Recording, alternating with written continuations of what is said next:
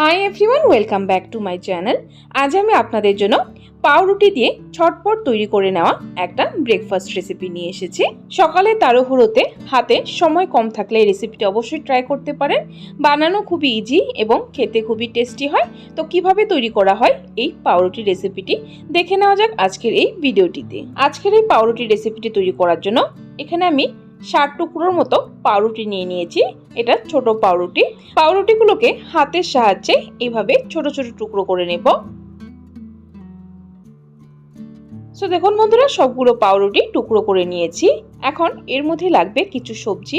এখানে নিয়েছি ক্যাপসিকাম, গাজর আর নিয়েছি টমেটো। টমেটোর কিন্তু ভিতরের বীজগুলো অবশ্যই ফেলে দেবেন, নইলে কিন্তু পাউরুটিগুলো বেশি নরম হয়ে যাবে। এর মধ্যে আরও কিছু সবজি অ্যাড করতে পারেন, আর যদি কিছু সবজি না থাকে স্কিপ করতে পারেন। আমি রান্নাটা শুরু করছি। এখানে একটা কড়াইতে 2 টেবিল স্পুন পরিমাণ সরষের তেল দিয়ে দিলাম। তেলটাকে ভালো করে গরম করে নেব।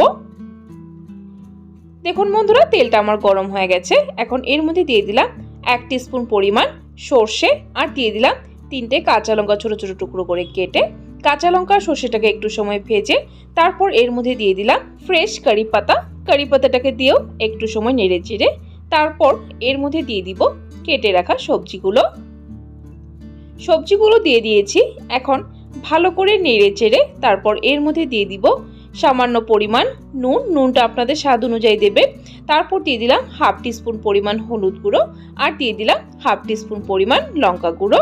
এখন সবগুলো একসাথে ভালো করে নেড়ে চেড়ে গ্যাসের ফ্লেমটা মিডিয়ামে রেখে ঢাকা দিয়ে সবজিগুলোকে একটু সেদ্ধ করে নেব। ফিরে আসছি 5 মিনিট পর। ঠিক 5 মিনিট হয়ে গেছে, ঢাকনাটা আমি তুলে দিয়েছি। এখন সবজিগুলোকে আবার ভালো করে একটু নেড়ে চেড়ে মিক্স করে নেব। তারপর এর মধ্যে দিয়ে দিব 1 টেবিল স্পুন পরিমাণ টমেটো সসটাকে দিয়ে ভালো করে নেড়ে চেড়ে নেব।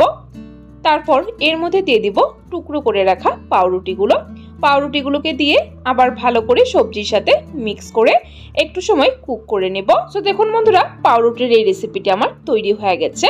এখন গ্যাসের ফ্লেমটা বন্ধ করে লাস্ট এর মধ্যে দিয়ে দিব 1 টিস্পুন পরিমাণ লেবুর রসে কিন্তু খুবই ভালো একটা টেস্ট আসে। যেহেতু ব্রেডগুলো এমনিতেই একটু মিষ্টি হয়, তারপর এর মধ্যে দেওয়া হয়েছে ঝাল এবং নুন, সেটাকে ব্যালেন্স করার জন্য একটু লেবুর রস দিয়ে দিলাম, খেতে ভালো লাগে।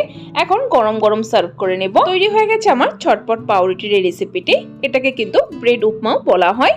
সো বন্ধুরা, আমার আজকের এই ঝটপট রেসিপিটি আপনাদের কাছে কেমন লেগেছে ট্রাই করে কমেন্ট বক্সে অবশ্যই জানাবেন। আর যদি রেসিপিটি ভালো লেগে থাকে তাহলে কিন্তু একটা লাইক করতে ভুলবেন না। আর ওইরকম রেসিপি আপডেট পাওয়ার জন্য আমার চ্যানেলটাকে সাবস্ক্রাইব করে দেবেন।